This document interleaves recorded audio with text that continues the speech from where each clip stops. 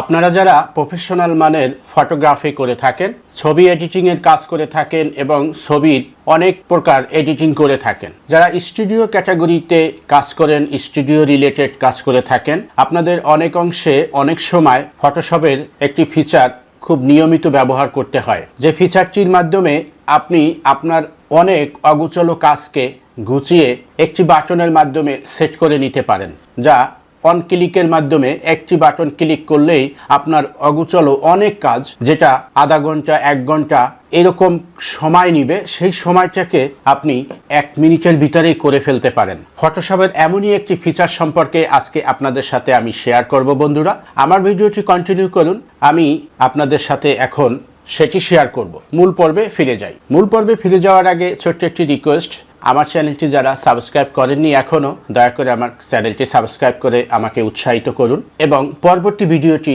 Continue করুন। বন্ধুরা, আজকে আমি আপনাদের সাথে একটি ছবি, আমরা যারা পাসপোর্ট সাইজের ছবি করে থাকি বা বিভিন্ন সাইজের ছবি করে থাকি, এই জাতীয় ছবি, একটি ছবি দিয়ে একাধিক ছবি একটি বাটনের সাথে সেট করে ক্লিকের মাধ্যমে আপনি একাধিক ছবি তৈরি করে নিতে পারবেন। এরকম একটি টেমপ্লেট তৈরি করতে পারবেন।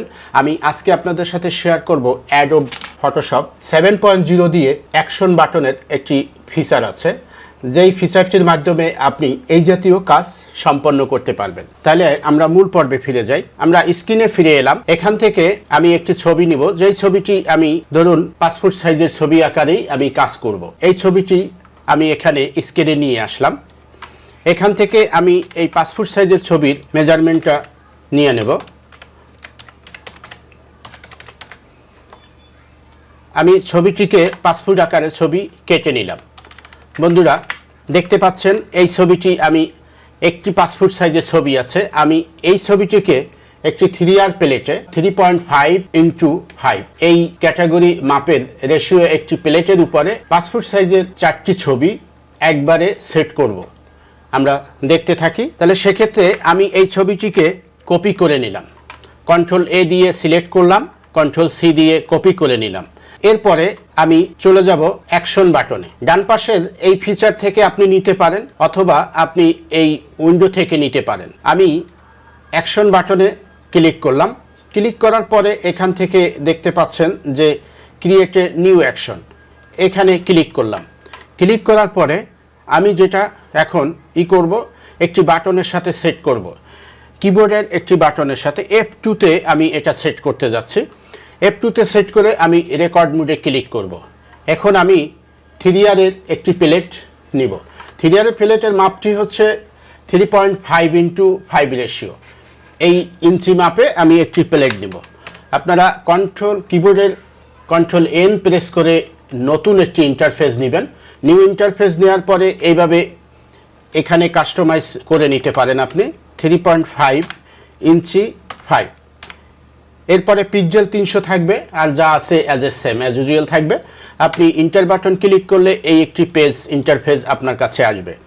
এবার আমার কিবোর্ডে কিন্তু অলরেডি আগে কপি করা ছিল একটি ছবি, সেই ছবিটিকে এখানে আমি পেস্ট করে দেব, Ctrl+V দিয়ে পেস্ট করে দিব। পেস্ট করে আমি এখানে সাজিয়ে দিব। কিভাবে, যেভাবে আমার সাজানো যায় বা আপনি যেভাবে আপনার সাজাতে পছন্দ করেন সুন্দর করে সাজানো।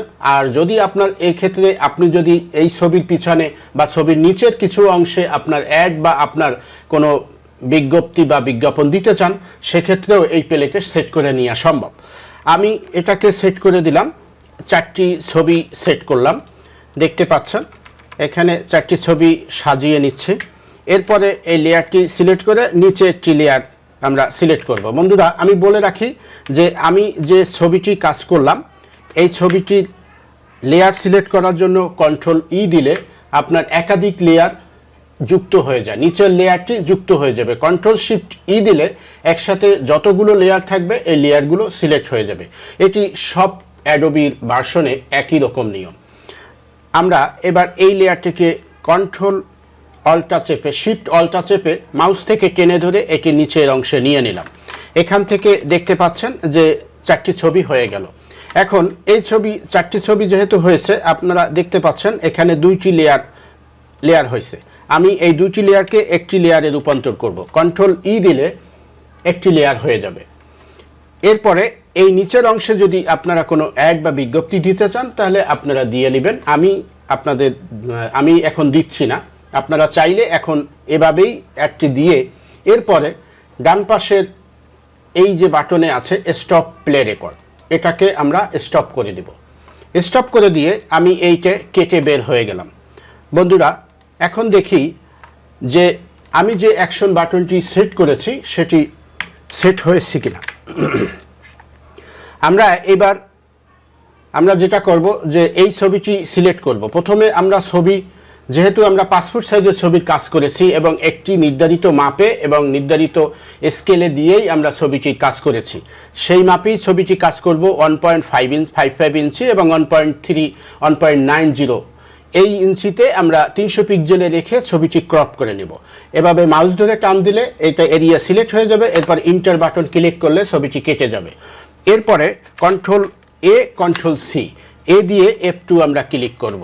F2 ক্লিক করলে বন্ধুরা দেখতে পাচ্ছেন যে 4টি ছবি কিভাবে প্লেটে যুক্ত হয়ে গেছে। এভাবে আপনারা চাইলে আপনাদের অগোছালো কাজ এবং অনেক দ্রুত কাজ করার জন্য এই ফাংশন, এই অ্যাকশন বাটন সেট করে নিতে পারবেন, আর এজন্য আপনাদের অনেকাংশে কাজ বা সময় কমে যাবে। বন্ধুরা ভিডিওটি আশা করি ভালো লেগেছে, আর ভালো লাগলে লাইক শেয়ার কমেন্ট করবেন এবং আমার চ্যানেলটি সাবস্ক্রাইব করবেন। আবারও নিত্য নতুন ভিডিও নিয়ে আপনাদের সামনে উপস্থিত হব। ততক্ষণ ভালো থাকবেন, সুস্থ থাকবেন।